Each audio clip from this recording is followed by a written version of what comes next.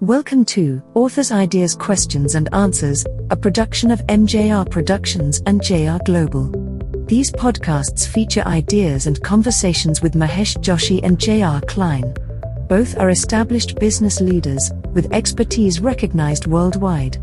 As co-authors of several books on global business, they present observations and practical ideas on leadership, this age of transformation, and the interrelated nature of the planet.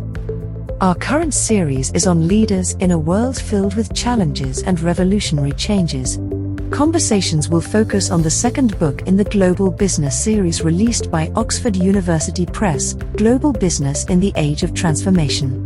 Klein and Joshi authored this book to examine the complexities and pressures of rapid change and present simple solutions that can help stay relevant even as the ground continues to shift.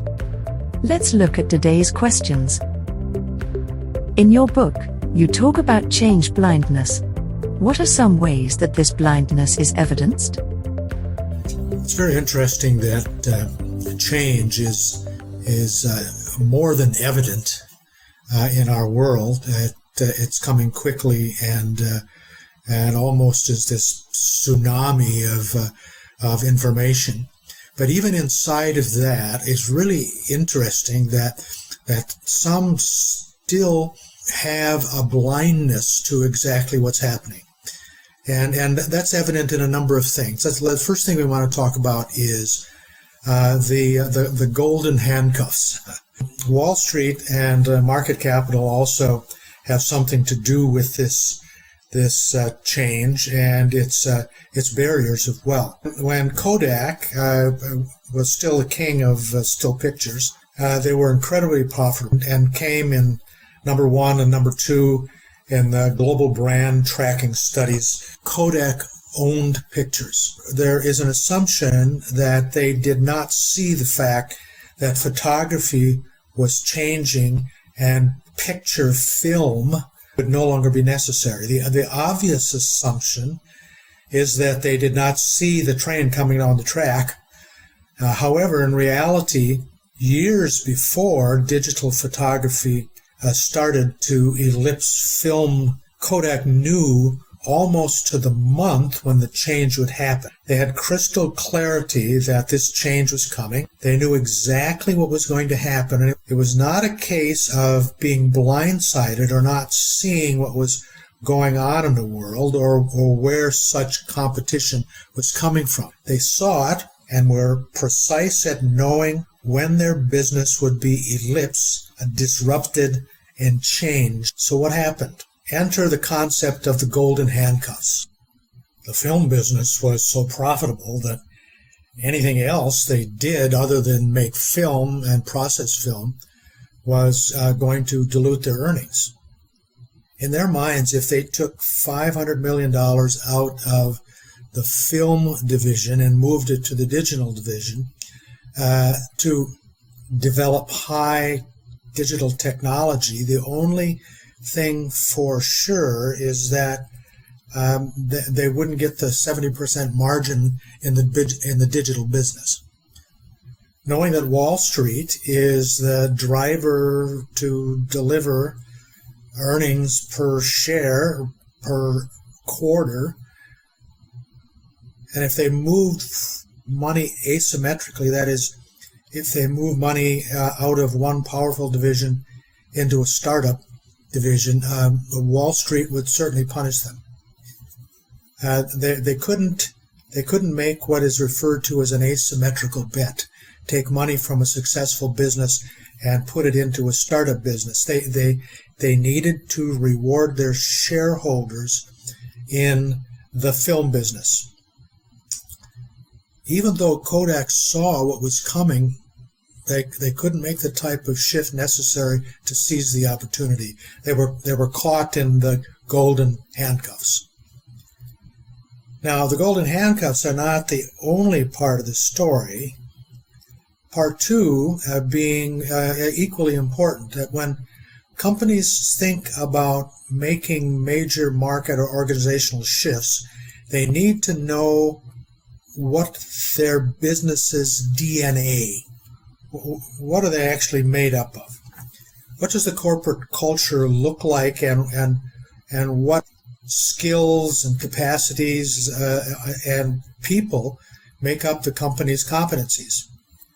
What are their strengths? What are their weaknesses?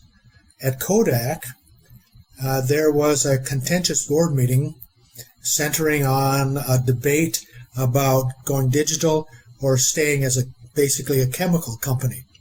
The decision was made to move to a digital corporation rather than a chemical corporation.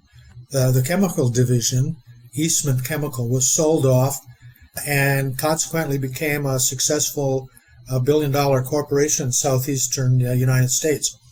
Kodak's pharmaceutical division was also sold. Effectively, they were out of the chemical business, but in reality, they remained a chemical company at the DNA level.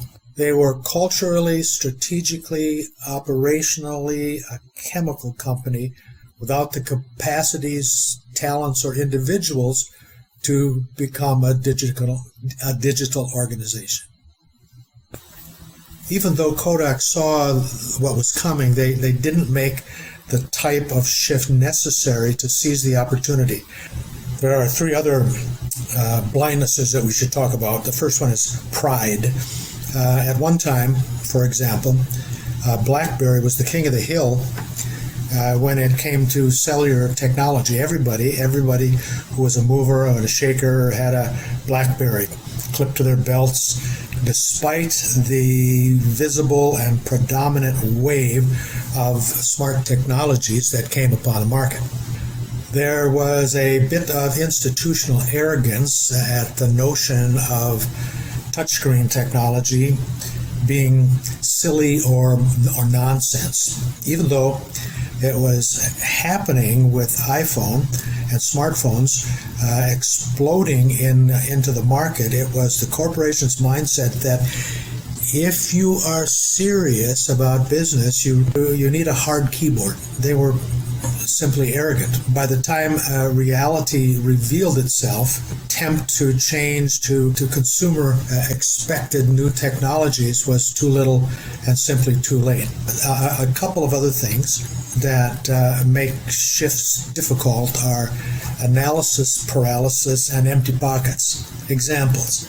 Toys R Us had two types of store models. One was a flagship store, which was probably most notably seen in places like Times Square, other major urban commercial markets, which was a very high-end experimental place to learn about toys, experiment with toys, and purchase toys. The other was a bigger model, sort of a big box model in different locations such as malls, strip malls, where the toys were piled high to the ceiling, where they were trying to compete on price with places like Amazon and Walmart. There was an ongoing internal debate over these two business models, which one side wanted an expansion of higher-end toy experience, and the other argued that the price-beating model was the one they can use to beat the pricing game. The debate spawned, again, voluminous analysis on both sides with the presentations of variable strategies and no clear winner.